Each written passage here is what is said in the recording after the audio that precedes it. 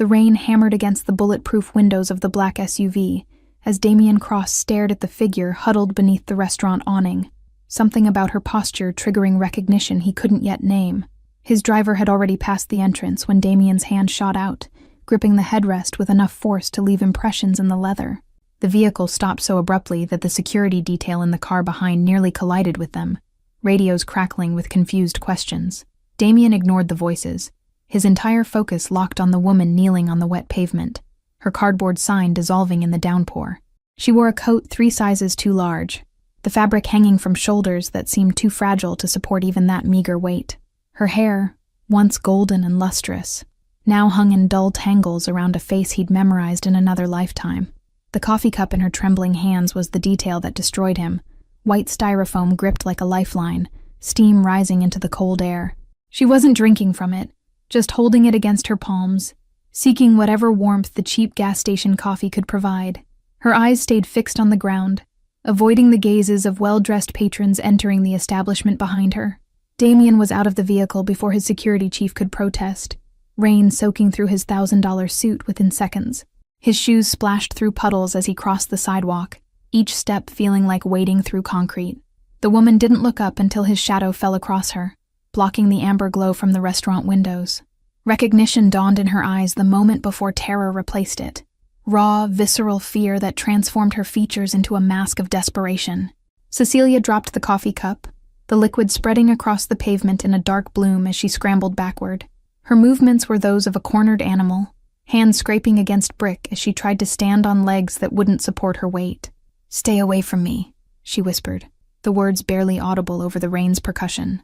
Her voice was hoarse, damaged by exposure or screaming or both. She raised one hand as if that fragile barrier could hold back the man who'd once commanded armies of soldiers with a single gesture. Damien froze, his hands rising slowly in a gesture of surrender that felt foreign to muscles accustomed to authority. He'd faced down rival families, survived assassination attempts, negotiated treaties worth millions, but nothing had prepared him for the look in Cecilia's eyes. She wasn't looking at her former husband. She was looking at something monstrous, something that haunted her waking moments. Cecilia. Her name emerged rough, catching on 3 years of unanswered questions. "What happened to you?"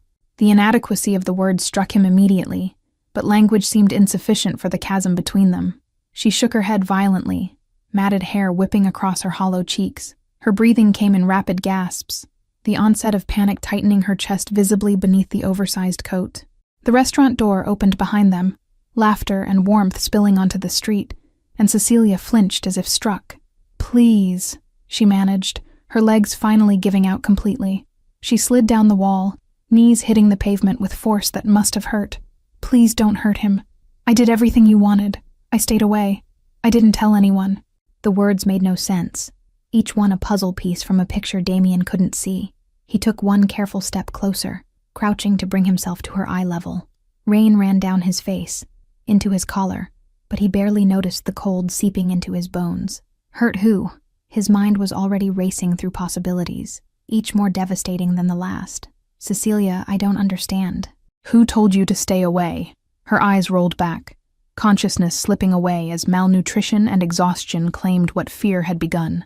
Damien lunged forward, catching her before her head struck the concrete, shocked by how little she weighed in his arms. She felt like paper and brittle bones, nothing like the woman who'd once danced in their kitchen at midnight. His security chief appeared at his shoulder, already calling for the private physician on speed dial. Other guards formed a perimeter, redirecting curious onlookers with practiced efficiency. The restaurant manager stood in the doorway, phone raised, and Damien fixed him with a look that had made grown men confess their sins. "Delete that footage," he said quietly, the words somehow cutting through the rain's noise. "All of it, from every camera on this block. Now." He lifted Cecilia fully into his arms, her head lolling against his chest as he turned back toward the SUV. The cardboard sign lay abandoned on the pavement, its message running in inked rivers. "Anything helps. God bless." The sight of it ignited something volcanic in his chest, a rage so complete it threatened to consume rational thought. Someone had reduced his Cecilia to this. Someone had taken the artist who painted murals of hope and joy and left her begging in the rain. The security detail parted as he approached, their faces carefully neutral despite the questions burning in their eyes. Damien had built his reputation on control, on calculated responses to every crisis, but carrying his ex-wife's unconscious form through the rain, feeling her ribs press against his arms through the wet fabric, control felt like a luxury he could no longer afford. 3 years ago, Cecilia had vanished from their home without explanation, taking nothing but essentials and leaving their son crying in his nursery. Damien had searched, spent fortunes on investigators, pulled every string in his considerable web of influence. The penthouse elevator required a fingerprint scan and a 16-digit code that changed hourly, security measures that now felt obscene given what Cecilia had endured. Damien held her against his chest as the lift climbed 60 floors, watching her face in the mirrored walls. Even unconscious, tension lined her features, small tremors running through her frame at irregular intervals. Doctor Parrish was waiting when the doors opened, his medical bag already unpacked on the dining table Damien never used. The physician had served the Cross family for 2 decades, asking no questions about bullet wounds or sudden disappearances. His expression remained professionally neutral as Damien carried Cecilia toward the master bedroom, though his eyes betrayed shock at her condition. "Set her on the bed," Parrish instructed, pulling out a stethoscope and blood pressure cuff. "How long has she been on the street?" Damien realized he didn't know, the absence of knowledge like ground glass in his throat. He laid Cecilia down with a gentleness that contradicted his reputation, arranging pillows beneath her head with hands that had signed death warrants. The silk sheets looked obscene against her filthy clothes, the contrast between luxury and destitution almost physically painful to witness. Parrish worked efficiently, checking vital signs and starting an IV line with practiced ease. He cut away the oversized coat, revealing layers beneath: 2 more jackets, 3 shirts, all salvaged from donations or dumpsters. Each layer told a story of survival, of cold nights, and desperate measures. "Severe malnutrition," Parrish murmured, his fingers checking for broken bones with clinical precision. "Dehydration, possible pneumonia, infected lacerations on both feet. When did you last see her?" 3 years ago. The words tasted like ash. Damien moved to the windows, staring out at the city lights below.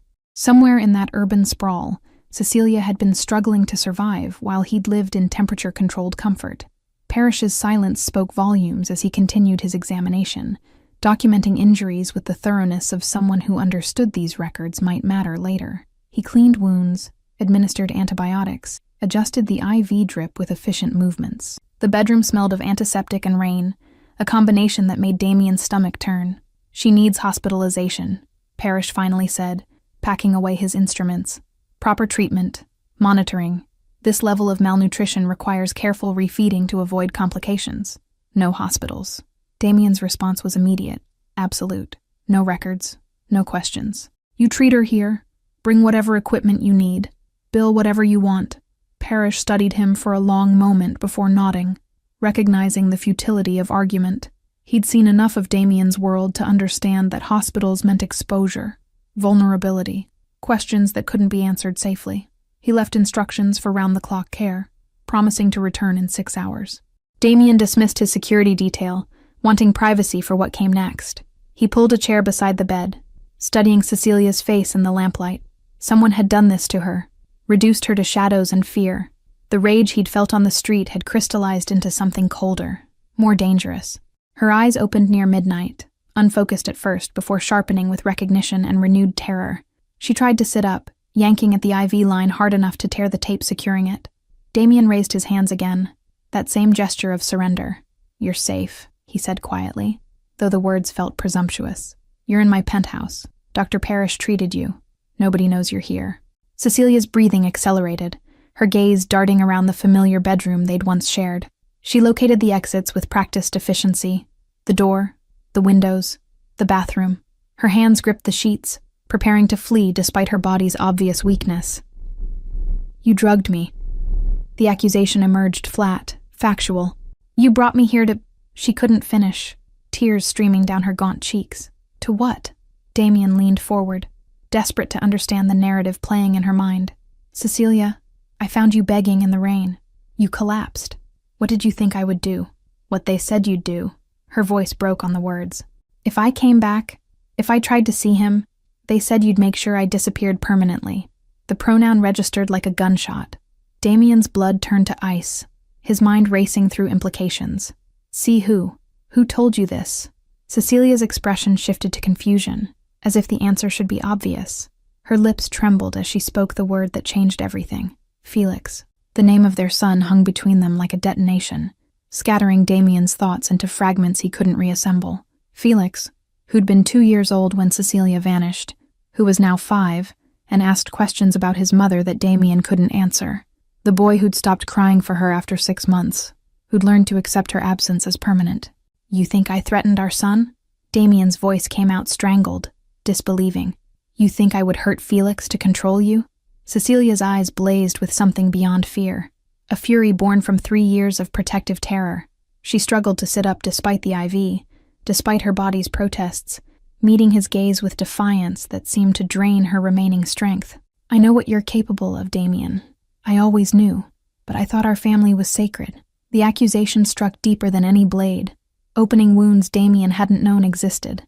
He'd built his empire on violence when necessary, on calculated ruthlessness that kept rival families at bay. But the idea that Cecilia believed him capable of weaponizing their child felt like a fundamental misunderstanding of everything he was. Tell me exactly what happened, he demanded, forcing his voice into something approaching calm. Every detail, from the beginning. Who contacted you? How? Cecilia's hands shook as she pushed hair from her face, the simple movement revealing how much the effort cost her. She closed her eyes, and Damien watched her gather courage like someone preparing to touch fire. When she spoke again, her voice carried the mechanical quality of testimony rehearsed through countless sleepless nights. It started with photographs, she whispered. Delivered to my studio in unmarked envelopes. Felix at the playground, climbing the red slide he loved. Felix outside his preschool, holding hands with Mrs. Chen during dismissal. Felix through his bedroom window, sleeping with that stuffed elephant. Each image she described was a violation, a demonstration of access that made Damien's blood run cold. Someone had surveilled their son with predatory precision, documenting his routines with enough detail to prove they could reach him any time. The implied threat needed no elaboration. The first letter said I was making you weak, Cecilia continued, her eyes still closed as if unable to face the memories directly. That your enemies saw you as vulnerable because of us.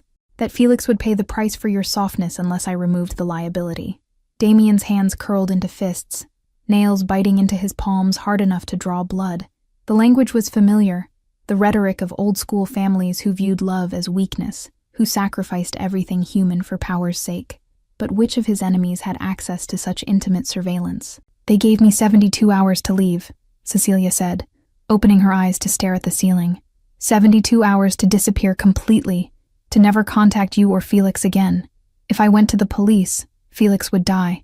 If I told you, Felix would die. If I tried to take him with me, he'd die and they'd make me watch.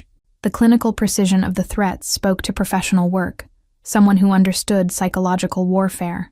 Damien's mind catalogued possibilities, running through associates and enemies with the resources and motivation for such an operation. The list was disturbingly long. I left everything, Cecilia whispered. My phone, my credit cards, anything they could trace. I took cash from the emergency fund in the studio and just walked away. I watched from across the street as you came home that night, watched you realize I was gone. Damien remembered that evening with crystalline clarity, arriving to find Felix inconsolable, Mrs. Chen apologetic and confused, Cecilia's absence like a hole torn in reality. He'd assumed an affair, a crisis of identity, anything but this calculated terrorism. The truth felt worse than any betrayal he'd imagined. I slept in shelters at first, she continued, her voice growing more distant. Changed locations constantly, never stayed anywhere long enough to establish patterns. I cut my hair, wore donated clothes, made myself invisible. Every day I waited for news that something happened to Felix, that I'd failed to protect him. The image of Cecilia, his Cecilia who'd decorated their home with her paintings, who'd sung Felix to sleep with songs she invented. Sleeping among strangers in institutional beds made Damien's chest constrict. She'd chosen homelessness over risking their son's safety, endured 3 years of degradation because someone convinced her the threat was real.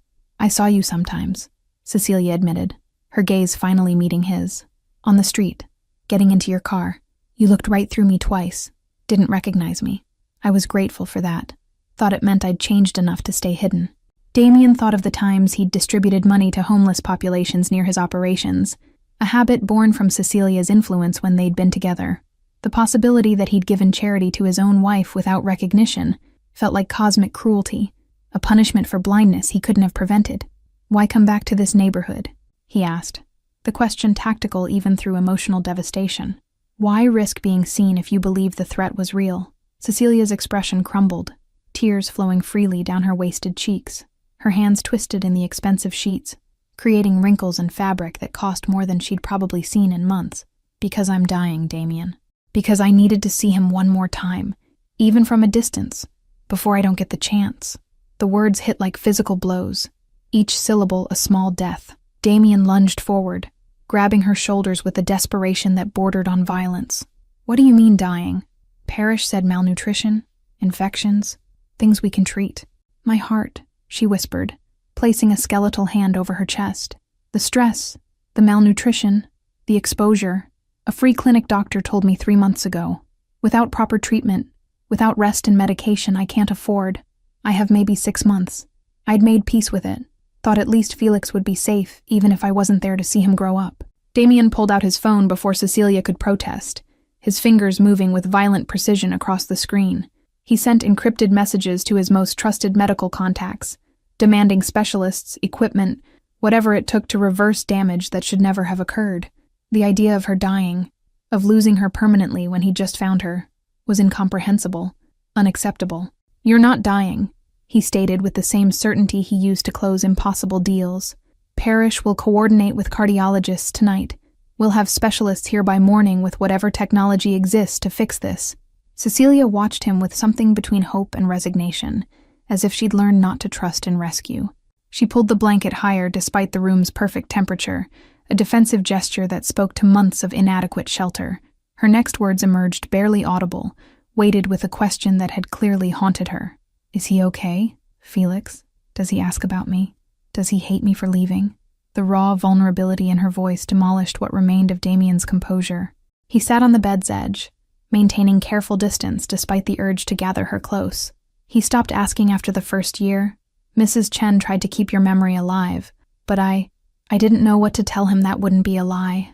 Cecilia's sob was soundless, her body curling inward as if to contain grief too large for physical form.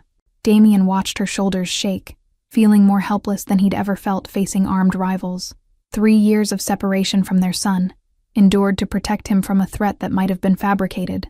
"He needs to see you," Damien said carefully, already calculating logistics. "Tomorrow, when you're stronger. He deserves to know his mother is alive." Terror flashed across Cecilia's features, her hand shooting out to grab his wrist with surprising strength. "No, you can't tell him about me. If whoever sent those letters finds out I'm back, if they think I've broken the agreement, they're not going to touch Felix."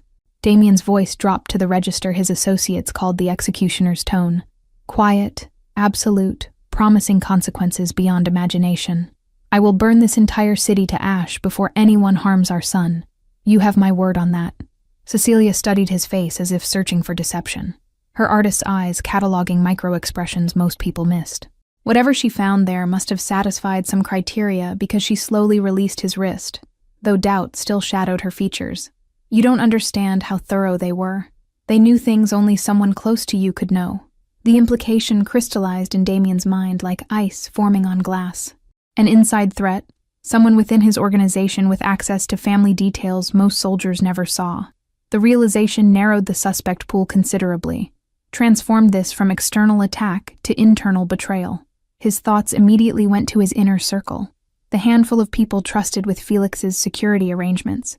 "Tomorrow I want you to tell me everything you remember about those letters," he said, his mind already constructing investigative frameworks.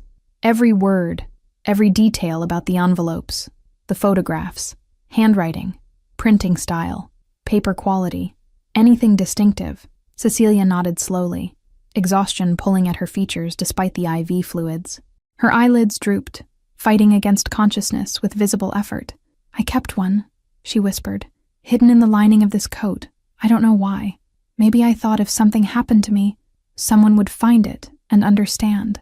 Damien's pulse accelerated as she gestured weakly toward the pile of discarded clothing on the floor. He retrieved the oversized coat, examining the lining until his fingers found the irregularity, a small tear concealing folded paper. He extracted it with the care usually reserved for detonation devices, unfolding yellowed pages covered in laser-printed text.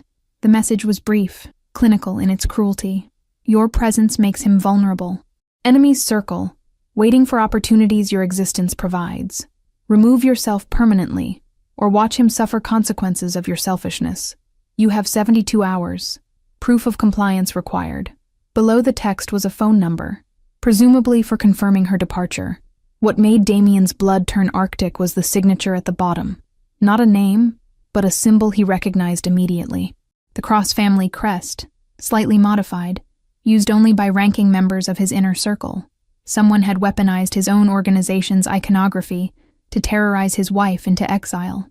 He photographed the letter with his phone, already composing messages to his security chief. Every person with access to that crest would be investigated, their movements during the relevant timeline scrutinized, their communications analyzed for evidence.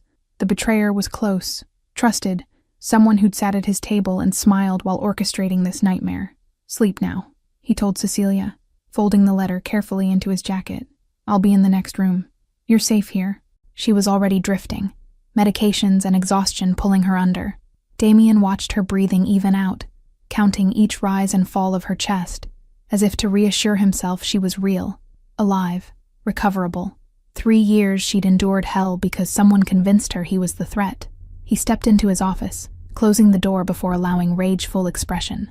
A crystal tumbler shattered against the wall, expensive whiskey bleeding down imported wallpaper. Someone in his organization had declared private war on his family, had weaponized his reputation and resources against the people he loved most. The desk phone's secure line connected him to his security chief within 2 rings. Assemble the council, Damien ordered. Everyone who has access to family security protocols. I want them in the conference room by dawn. There would be no sleep tonight. No rest until he'd identified the cancer growing in his organization. Damien pulled surveillance footage from 3 years ago, beginning the frame-by-frame analysis of who'd been where when Cecilia disappeared. The work was meticulous, mind-numbing, but somewhere in these digital archives was evidence of treachery. Dawn broke over the city in shades of amber and steel as Damien's security council assembled in the fortified conference room. 7 men who'd served the Cross family for decades sat around Brazilian walnut, their faces reflecting various degrees of confusion about the emergency summons. Warren Finch occupied his usual position at Damien's right hand, the consigliere's silver hair impeccably groomed despite the early hour. Damien studied each face with predatory focus, searching for tells that might reveal guilt or knowledge. He'd played poker with these men for years, knew their tics and patterns, understood how they processed stress. This morning they would all be tested in ways they couldn't anticipate. 3 years ago, my wife disappeared, Damien began without preamble, his voice carrying the weight of accumulated fury. I was led to believe she'd abandoned our family voluntarily. That belief was orchestrated by someone in this room. The silence that followed was absolute, broken only by the building's ventilation system. Warren leaned forward slightly, his expression shifting from confusion to calculated interest. The other council members exchanged glances, their surprise appearing genuine.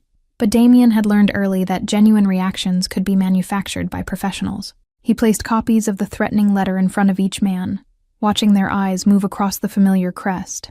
Someone used our organization's symbols to terrorize Cecilia into exile. Someone with detailed knowledge of Felix's routines, his security arrangements, his daily life. Someone at this table.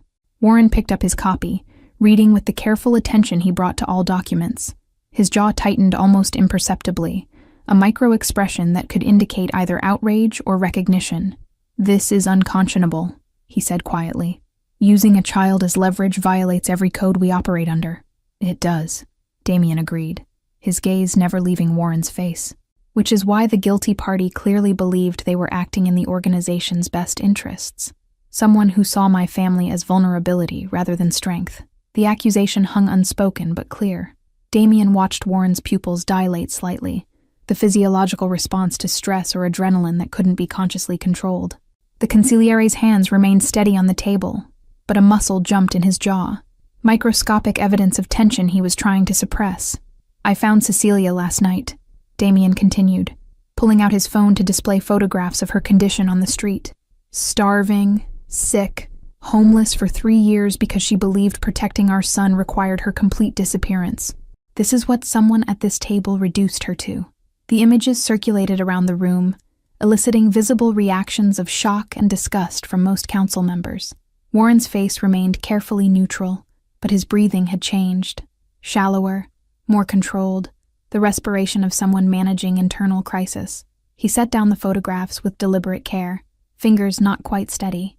We need to investigate everyone who had access to Felix's security details during that time frame, Warren said, his professional mask firmly in place. Cross-reference communications, financial records, travel patterns. Someone this meticulous would have left traces. Damien nodded slowly, acknowledging the logic while noting Warren's eagerness to direct the investigation's methodology. Already underway. I've pulled 3 years of surveillance footage, phone records, financial transactions. My external security consultants are analyzing everything as we speak. The mention of external consultants made Warren's eyes flicker. A brief break in composure quickly suppressed. Damien filed the reaction away, another piece of circumstantial evidence accumulating into a damning portrait. The consigliere had always preferred keeping investigations internal, maintaining control over information flow. In the meantime, Damien said, standing to signal the meeting's conclusion, all of you are confined to the building. No external communications without my explicit approval. Security will escort you to guest quarters where you'll remain until this matter is resolved. The order transformed confusion into alarm. Several council members protested, citing business obligations and family commitments, but Damien's raised hand silenced them all. Someone here terrorized my wife and child. Until I know who, you're all suspects. Cooperate fully or face consequences that make exile look merciful. Warren remained seated as the others filed out under security escort, his expression thoughtful rather than panicked. You suspect me specifically, he stated when they were alone. You're using the council as theater, but you've already decided I'm responsible. Should I suspect you? Damien countered, returning to his seat. Give me one reason why you'd be above suspicion, when you've had unrestricted access to every aspect of my family's life. The consigliere's smile was slight, almost admiring. Because if I wanted to eliminate a threat to this organization, I would have done it permanently. Making Cecilia homeless accomplishes nothing strategically.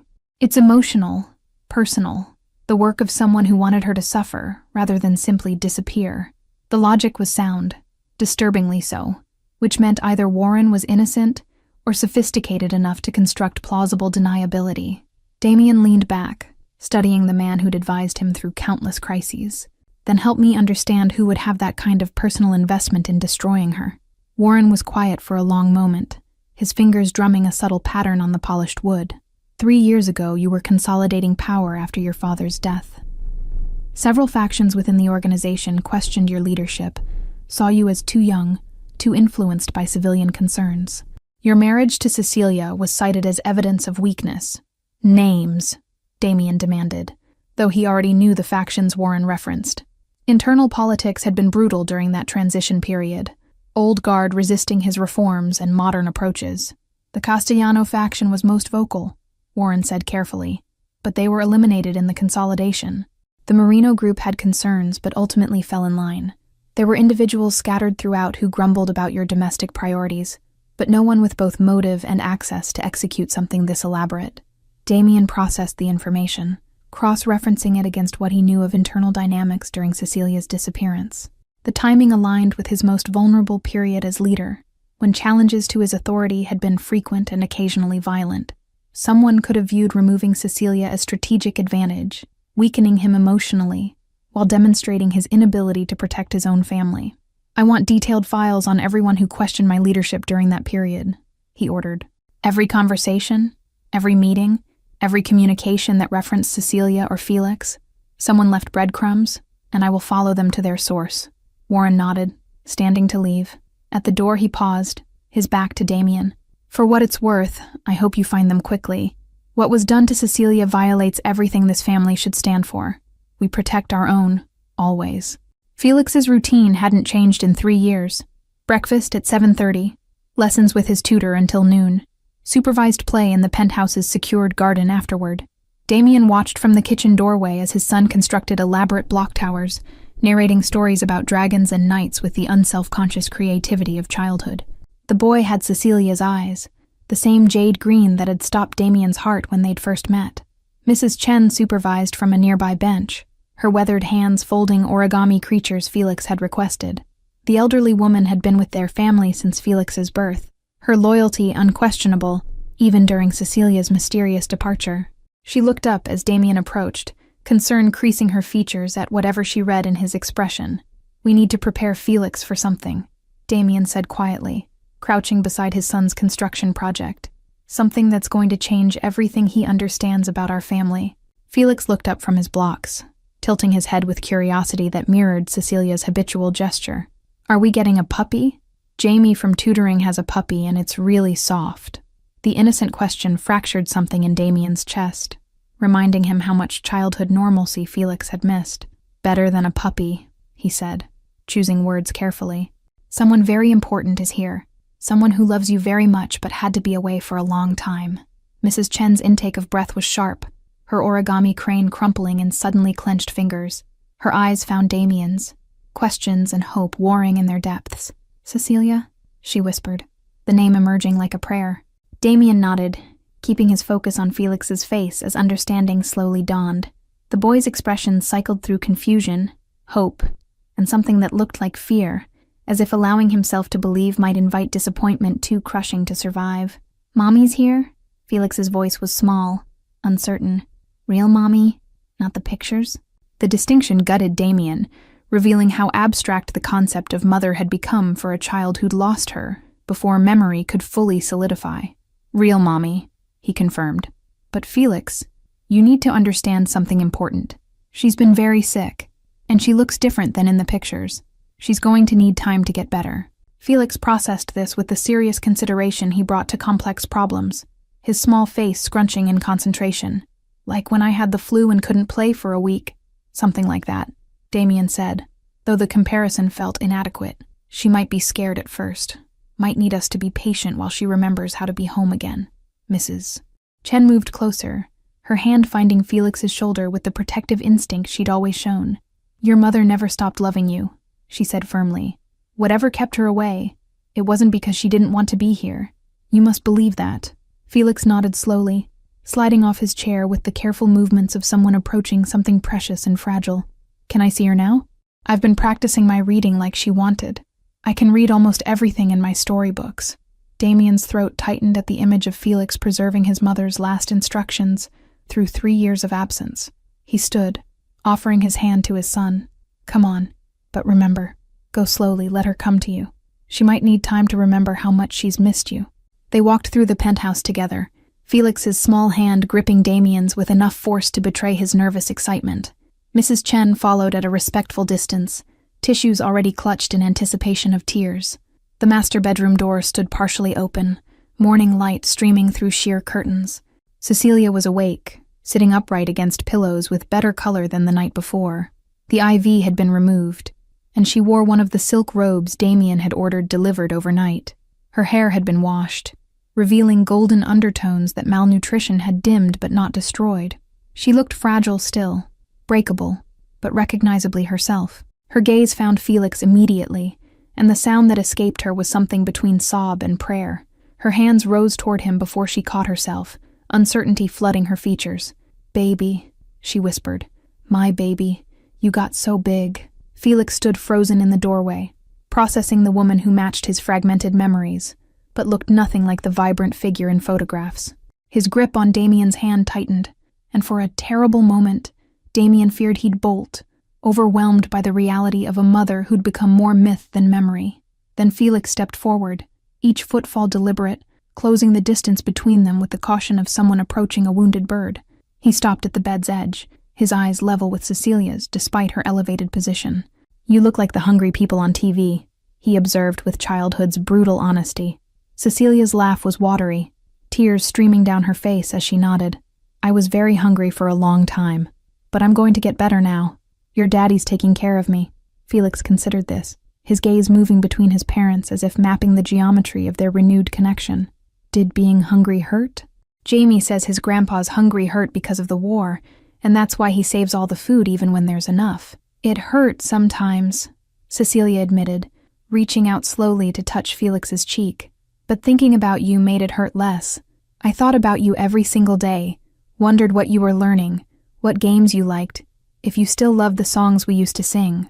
Felix leaned into her touch, his small body relaxing as recognition bypassed conscious thought. "Mrs. Chen tried to teach me the songs, but she didn't know all the words. And the dragon song, she only knew Chinese dragons, not your made-up ones." "I remember every word," Cecilia said softly. "I can teach them to you again if you'd like. We can add new verses for all the time we missed." Felix climbed onto the bed with sudden decision, curling against Cecilia's side with the unconscious trust of a child finding his anchor. She wrapped her arms around him, burying her face in his hair as sobs shook her frame. Damien watched them fit together like separated pieces finally rejoined, the image burning itself into his memory with painful clarity. "Mrs. Chen dabbed at her eyes, her tissues inadequate for the magnitude of her emotion. She caught Damien's gaze, mouthing silent gratitude before slipping from the room to grant them privacy. Damien remained, unable to look away from his fractured family beginning the impossible process of reassembly. "Daddy says you were sick," Felix said, his voice muffled against Cecilia's shoulder. "Are you going to get better and stay this time?" Cecilia's eyes found Damien's over Felix's head, the question in them mirroring their son's. Damien crossed to the bed, sitting on the opposite side so Felix was bracketed between them. "She's staying," he said with absolute conviction. "We're going to make sure she gets completely better, and then we're going to be a family again." Felix seemed to accept this, his breathing evening out as exhaustion from emotional overwhelm took hold. Within minutes, he was asleep, trusting in a way only children could that the adults would maintain the world he'd just reconstructed. Cecilia stroked his hair with reverent fingers, each touch a reclamation of motherhood stolen from her. "Thank you," she whispered to Damien, "for bringing him to me, for not punishing me by keeping him away." Damien shook his head, anger sparking at the assumption. "You're his mother. Nothing that happened changes that. And Cecilia, we will find who did this. I swear on Felix's life, they will answer for every moment they stole from you both." The investigation consumed the next 48 hours like wildfire through dry timber, Damien's external security team peeling back layers of organizational activity with forensic precision.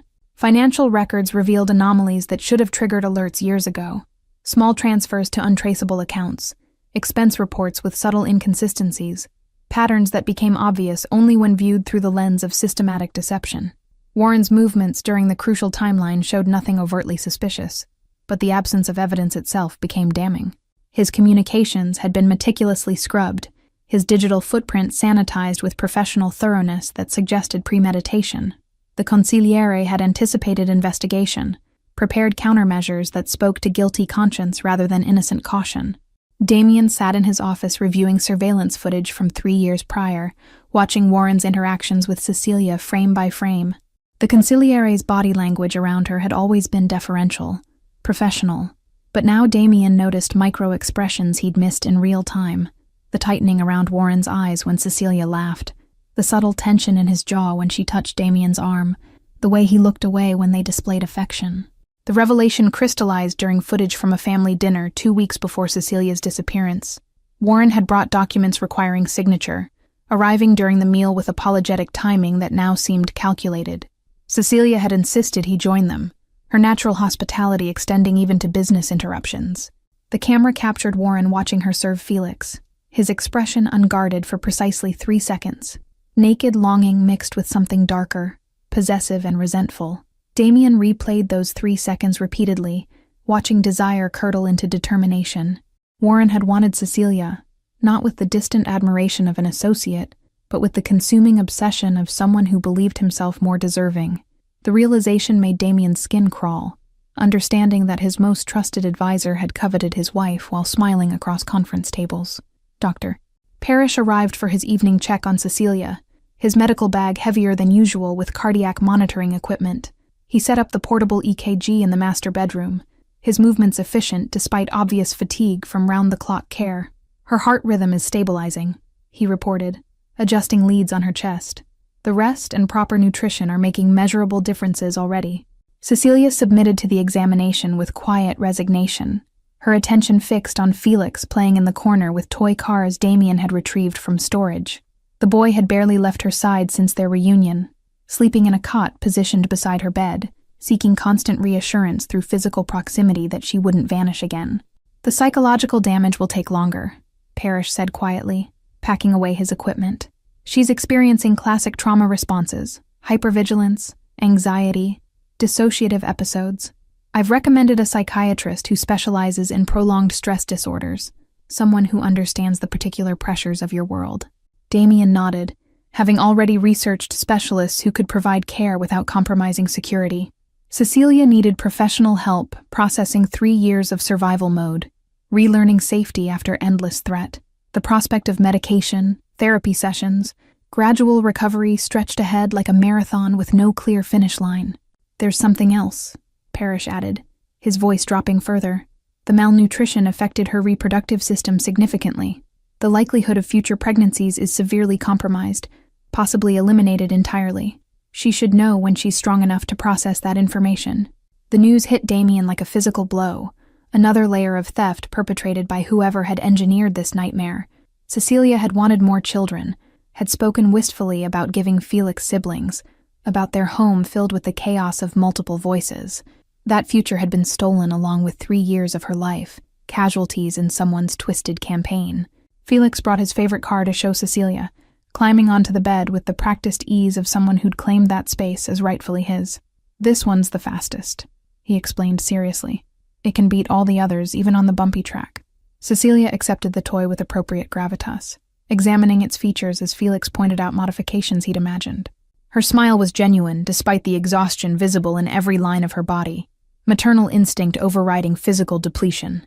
"You'll have to show me all your tricks," she said. "I bet you've invented games I've never even imagined." The domestic scene provided sharp contrast to the investigation's darkness unfolding in Damien's office.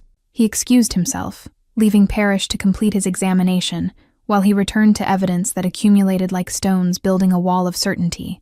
Warren's innocence became increasingly implausible with each new discovery. The breakthrough came from phone records cross-referenced with Cecilia's timeline of threatening letters. The number provided for confirming her departure traced to a burner phone purchased with cash, but cellular tower data revealed its location during key dates, consistently pinging towers near Warren's residence.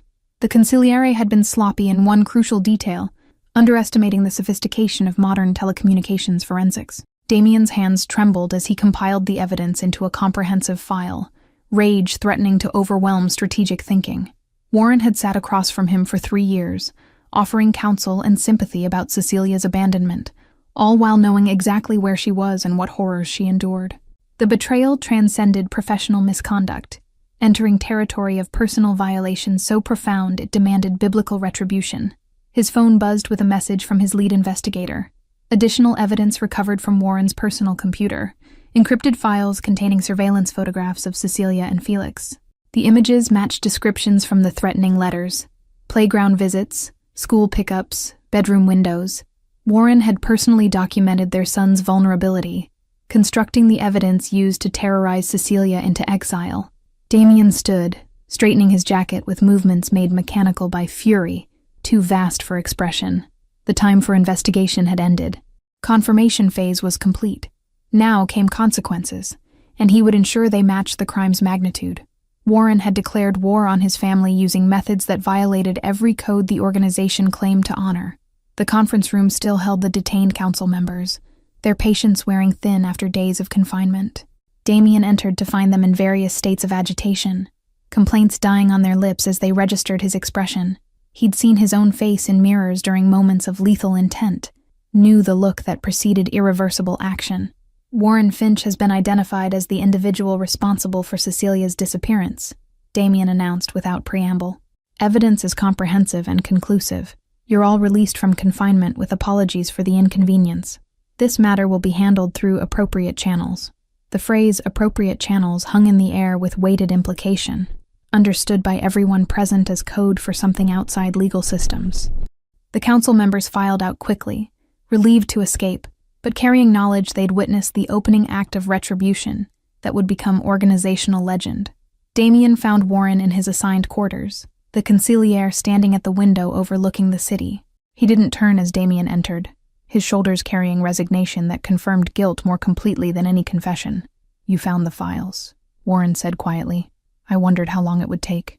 "Why?" The question emerged strangled, Damien's control fracturing under the weight of betrayal. You were family, trusted above all others. What possessed you to destroy mine? Warren finally turned, his distinguished features arranged in an expression of bitter justification. Because she made you weak. I watched you transform from your father's ruthless heir into a man who hesitated, who second-guessed, who prioritized bedtime stories over strategic opportunities. The organization needed its leader back, not a domesticated shadow-playing house. The words revealed delusion so complete it bordered on psychosis, a worldview where love equaled weakness and family represented liability. Damien studied the man he'd trusted with his life, seeing him clearly for the first time. A fanatic who'd sacrificed everything human on the altar of power worship.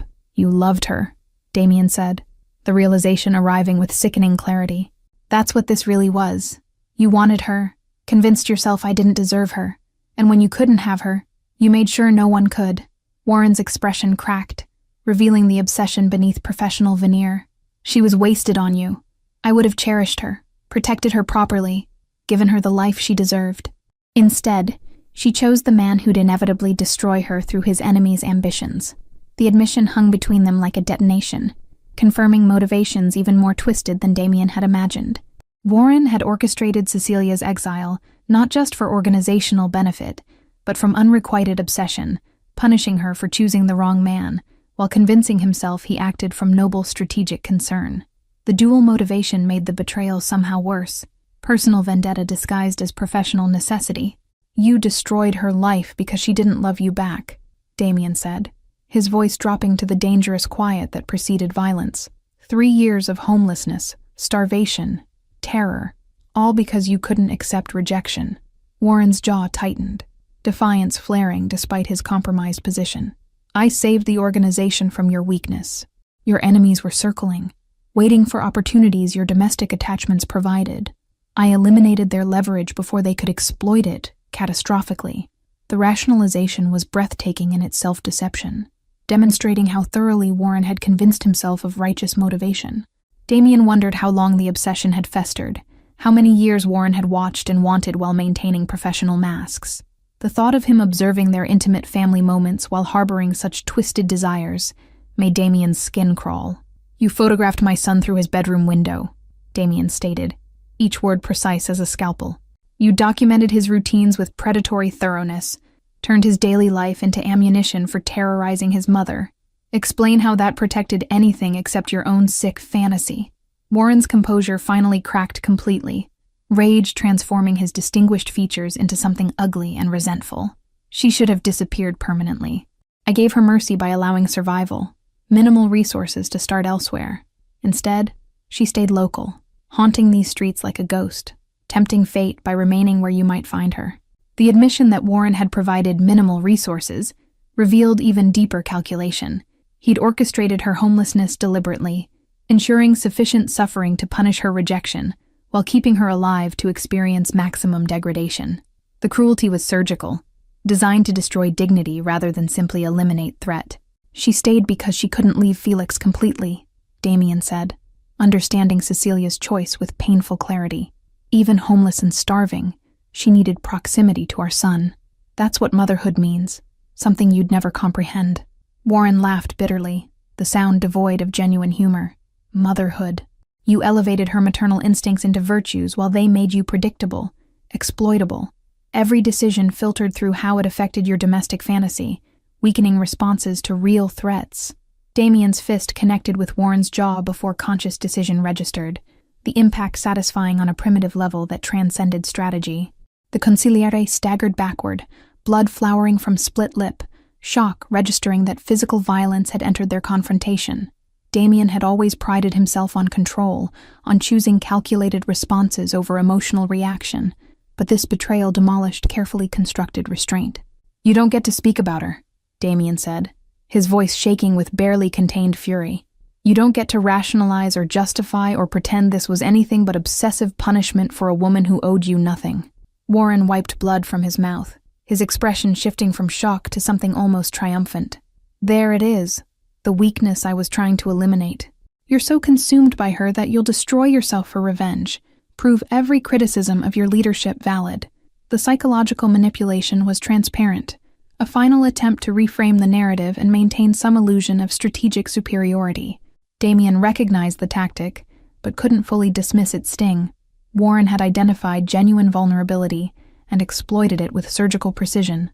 The question now was whether seeking justice for Cecilia represented strength or the very weakness Warren had sought to eliminate. "I'm not destroying myself," Damien said quietly, pulling out his phone. "I'm removing a cancer from my organization through proper channels, ensuring everyone understands the cost of betraying family loyalty." He dialed his attorney, the same legal mind who'd navigated countless organizational crises. "I need you to prepare a comprehensive criminal referral," he said, keeping his gaze locked on Warren. "Everything: stalking, terroristic threatening, conspiracy, attempted murder through deprivation, full cooperation with authorities, complete transparency." Warren's eyes widened, genuine fear replacing defiance for the first time. "You're turning me over to police? That's not how we handle internal matters. You'll expose organizational operations, invite investigations that destroy everything your father built." "My father built an empire on loyalty and family honor," Damien countered. "You violated both in the most fundamental way possible.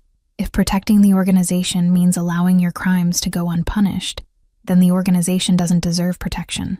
The decision represented a departure from traditional handling of internal betrayal, choosing legal consequences over the extrajudicial violence Warren had expected. Damien recognized the risks.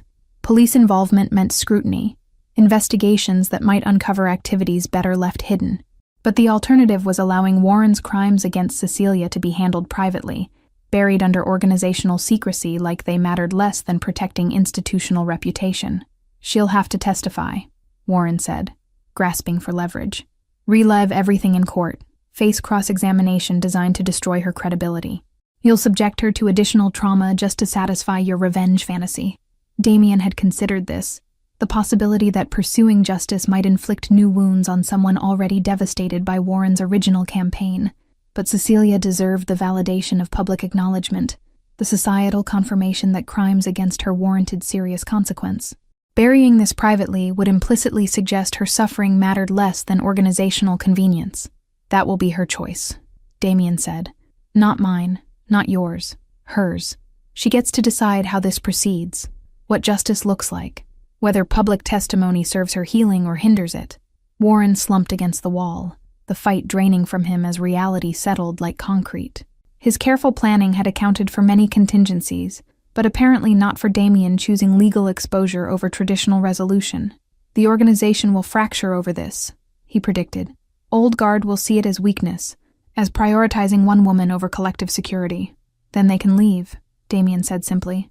"I'm rebuilding this organization around different principles, ones that recognize family as strength rather than liability, that honor the people we love instead of treating them as strategic vulnerabilities to be eliminated."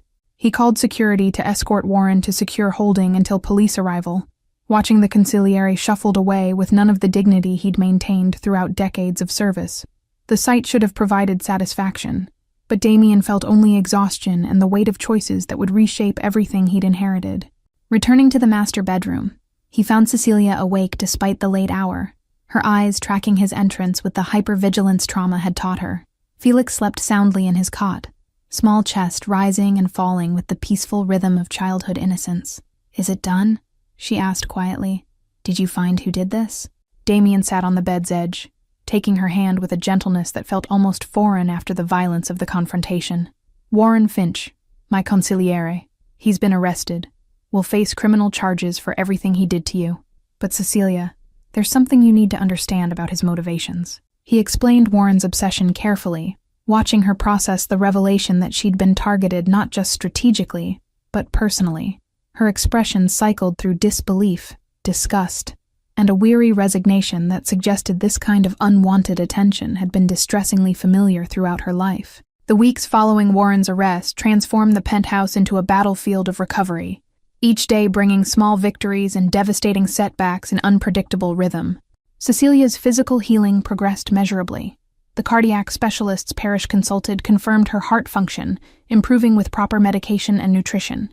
The dangerous arrhythmias stabilizing into patterns that suggested she might avoid the premature death that had seemed inevitable on the streets. But psychological recovery followed no such linear trajectory. manifesting instead in cycles that defied prediction or control. Mornings when Cecilia seemed almost herself, laughing at Felix's observations about his expanding world, would collapse into afternoons where she couldn't leave the bedroom without experiencing panic attacks so severe they mimicked cardiac episodes. Dr. Yuki Tanaka, the trauma specialist Parrish recommended, visited 3 times weekly, her sessions with Cecilia stretching into hours as they excavated 3 years of survival mechanisms that no longer served but couldn't be easily discarded. Damien attended some sessions at Dr. Tanaka's invitation, listening as Cecilia described hypervigilance that made sleep nearly impossible, the constant sense of being watched that crowds had reinforced during homeless months. Every person on the street became a potential threat, Cecilia explained, her hands twisting the cashmere blanket Damien had bought to replace the donated coat she'd finally allowed him to throw away. Every sudden movement could be someone coming to make good on the promises in those letters. Felix adapted with the resilience of childhood, but not without cost that became evident in subtle behavioral changes. He'd started hoarding food in his room, small caches of crackers and fruit discovered under his bed and behind books on his shelf. When Damien gently questioned this, Felix explained with heartbreaking logic that if Mommy got hungry again, he wanted to be able to help her right away. The boy also developed proximity anxiety, becoming distressed when Cecilia left his sight even briefly. Bathroom trips required careful negotiation, Cecilia leaving the door cracked while Felix waited outside, counting to reassure himself she'd return. Dr. Tanaka explained this was normal for children reunited with absent parents, but watching his son's small face crumple when Cecilia moved to another room never became easier. Warren's case proceeded through legal channels with the inevitability of an avalanche, each new revelation adding weight to charges already substantial. The prosecutor assigned to the case was a woman named Jennifer Hale, whose reputation for pursuing stalking and domestic terror cases with righteous fury made her ideal for this particular prosecution. She visited the penthouse to interview Cecilia, her professional demeanor softening as she listened to testimony that clearly affected her on personal level. Hale brought with her a victim advocate named Sienna Park, whose specialized training in trauma-informed interviewing techniques helped Cecilia navigate the difficult process of recounting her experiences for legal documentation. Park's gentle questioning drew out details Cecilia had suppressed, memories of specific threats, and their psychological impact that would be crucial for establishing the comprehensive nature of Warren's campaign.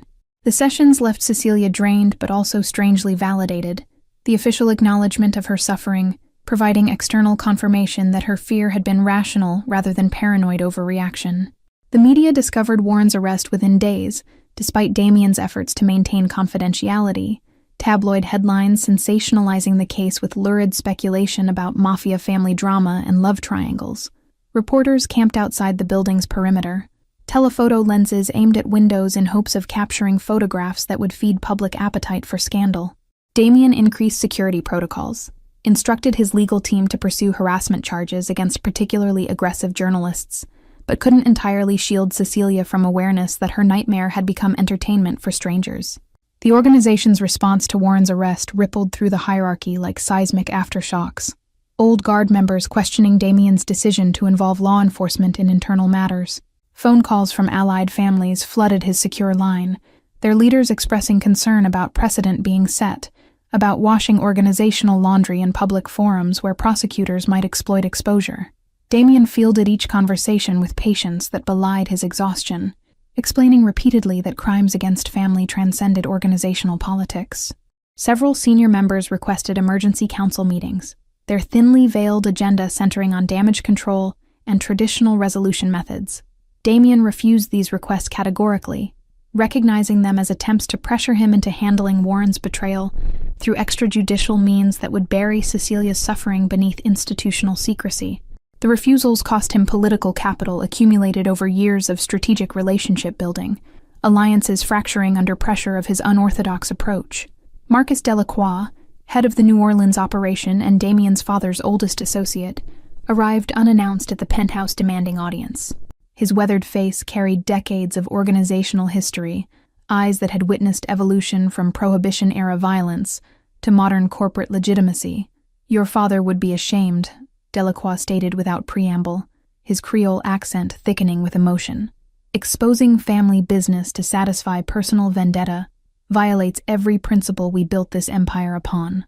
Damien met the accusation without flinching, his response measured despite anger simmering beneath professional veneer. My father built his empire on protecting what mattered most: family, loyalty, honor above profit. Warren violated all three by terrorizing my wife and son.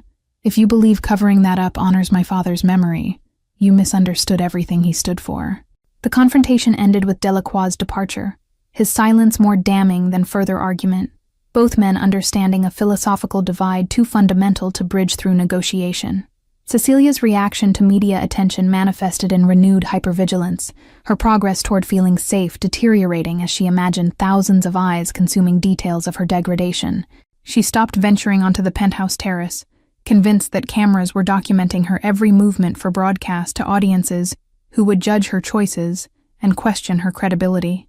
Dr. Tanaka adjusted their therapy focus to address this new layer of violation, helping Cecilia distinguish between legitimate threat and anxiety-amplifying perceived danger beyond realistic proportions. Felix absorbed the increased tension despite adults' efforts to shield him, his questions becoming more pointed about why strangers wanted to take pictures of their family.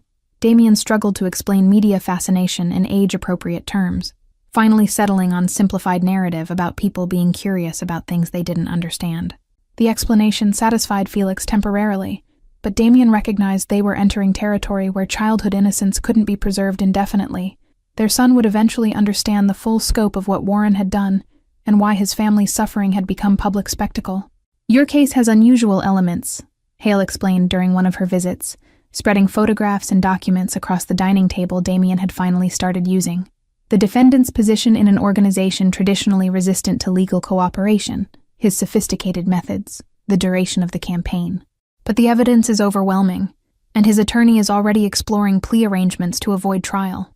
Cecilia's reaction to the possibility of avoided trial was complex, relief warring with something that looked like disappointment. I thought I'd have to face him, she said quietly. Thought I'd have to stand up in court and prove I wasn't lying about what happened. Hale leaned forward, her expression fierce with protective advocacy. You don't have to prove anything. The evidence proves itself. Surveillance photographs, financial records, phone data, his own encrypted files. Your testimony would be powerful, but it's not necessary to secure conviction. You get to choose whether public testimony serves your healing or re-traumatizes you. The conversation echoed Damien's promise to Warren, returning agency to Cecilia after 3 years of having choices stolen by terroristic threats. She considered for a long moment, her gaze distant as she processed implications of both options. I want him to hear me, she finally decided. Want him to sit in that courtroom and listen while I describe exactly what his obsession cost. Maybe that makes me vindictive, but I've earned the right to vindictiveness. Hale's smile was approving, the expression of someone who'd seen too many victims denied their voices. Vindictiveness gets a bad reputation. Sometimes it's just justice wearing different clothes. We'll prepare you thoroughly. Make sure you're ready for anything the defense attempts. Felix's presence during these adult conversations was carefully managed, Mrs. Chen entertaining him in other rooms when topics veered too dark for childhood exposure. But the boy's intuitive awareness picked up on tensions he couldn't fully understand, manifesting in questions that demonstrated unsettling perceptiveness. Is Mommy going to have to go away again? He asked Damien one evening, his jade eyes too old for his young face. Never, Damien promised, pulling Felix into his lap. What happened before was because someone lied to her, made her think leaving was the only way to keep you safe. But that person can't lie anymore, and Mommy knows the truth now. She's staying right here with us. Felix absorbed this, his small fingers tracing patterns on Damien's watch. The other kids at tutoring have mommies and daddies who live together. Are you and Mommy going to be like that again? The question opened territories Damien had been avoiding.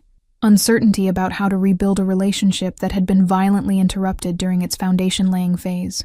He and Cecilia existed in strange limbo, technically still married legally, since she'd never been declared dead, and no divorce proceedings had occurred, but strangers to each other after 3 years of separate evolution. That's something Mommy and I need to figure out, Damien said carefully. Right now, we're focused on helping her get completely better. The other stuff we'll work through when the time is right. But the truth was more complicated than his simple explanation suggested.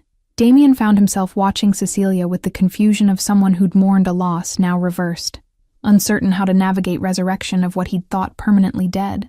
She still carried herself with the grace that had first captivated him, still possessed the sharp observational skills that made her art insightful and profound. But trauma had carved new depths into her features, added layers of wariness that made her seem simultaneously familiar and foreign. Their conversations remained careful, dancing around intimacy neither felt ready to reclaim. They discussed Felix's development, Cecilia's medical progress, household logistics that needed coordination, but the deeper topics, what they'd each become in 3 years apart, whether the people they'd been when they married still existed, remained unspoken territories too dangerous to navigate prematurely. Warren's trial began on a humid June morning, the courthouse surrounded by security preventing media circus from overwhelming proceedings. Cecilia wore a tailored navy dress Hale had helped select, something professional without appearing expensive, careful calibration of image for jury perception. Damien sat in the gallery's first row, his presence both support and silent warning to anyone who might consider approaching his wife with anything less than respect. Warren entered in prison-issued clothing, his distinguished appearance diminished by incarceration's toll. Dark circles shadowed his eyes, silver hair no longer impeccably groomed, the arrogant confidence that had characterized his professional life stripped away by consequences finally catching him. He glanced toward Cecilia once as bailiffs led him to the defense table, his expression unreadable before he looked away. The trial unfolded over 3 weeks, each day revealing new layers of Warren's calculated campaign. Prosecutors presented surveillance photographs, documented financial transfers, expert testimony about psychological impact of prolonged terroristic threats. Character witnesses described Cecilia before her disappearance, vibrant, confident, devoted mother, contrasting sharply with the traumatized woman Warren's actions had created. Cecilia's testimony occupied an entire day, Hale guiding her through chronological recounting of 3 years' nightmare. She spoke clearly despite visible trembling, describing the photographs that had terrorized her, the impossible choice between her presence and her son's safety, the degradation of homelessness endured to honor threats she'd believed credible. The jury watched with expressions ranging from sympathy to horror, several members visibly emotional as Cecilia detailed finding warmth in discarded coffee cups and sleeping in shelters among strangers. Warren's attorney attempted cross-examination designed to suggest Cecilia had overreacted, that the threats were vague rather than specific, that her choice to become homeless represented mental instability rather than maternal protection. But the tactic backfired spectacularly when Hale redirected, allowing Cecilia to explain with devastating clarity why a mother would choose any suffering to prevent potential harm to her child. The verdict came after 4 hours of deliberation, guilty on all counts, including charges carrying mandatory minimum sentences that would ensure Warren spent decades behind bars. Cecilia's shoulders sagged with relief when the forewoman read the decision, 3 years of tension releasing in a single exhale. Damien reached forward from his seat to squeeze her shoulder, the simple touch conveying support words couldn't capture. Sentencing occurred 2 weeks later, Judge Whitfield delivering a statement that acknowledged the particular cruelty of weaponizing maternal love against its target. "You identified the strongest bond in human experience," she told Warren, "and transformed it into an instrument of torture. Your actions represent betrayal of trust, abuse of power, and psychological terrorism of the most calculated kind. This court sentences you to 25 years in federal prison without possibility of parole." Warren's expression remained stoic, as guards led him away, but Cecilia thought she saw something crumble behind his eyes. Final acceptance that his obsession had destroyed not just her life, but his own. The courtroom emptied slowly, spectators filing out while discussing the case in hushed tones. Damien guided Cecilia through side exits to avoid media waiting at main doors, his security team creating barrier between them and cameras. The months following sentencing brought gradual restoration of normalcy, though Cecilia's therapist cautioned that complete recovery would take years rather than seasons. She resumed painting, her studio becoming sanctuary where she processed trauma through art that critics would later describe as hauntingly powerful. Galleries requested exhibitions, but Cecilia declined for now, content to create without audience pressure. Felix's behavioral issues slowly resolved as consistency proved his mother's permanence, the food hoarding decreasing until Mrs. Chen found no hidden caches during her weekly cleaning. The proximity anxiety persisted longer, but modified into healthier attachment patterns. Felix could tolerate Cecilia's absence without panic, as long as clear communication established when she'd return. Damien restructured his organization around principles that honored family as strength rather than liability. purging members who couldn't adapt to evolution beyond old guard brutality. Several key associates left, unwilling to embrace leadership that valued domestic considerations alongside strategic positioning. But younger members, many with families of their own, welcomed the shift enthusiastically.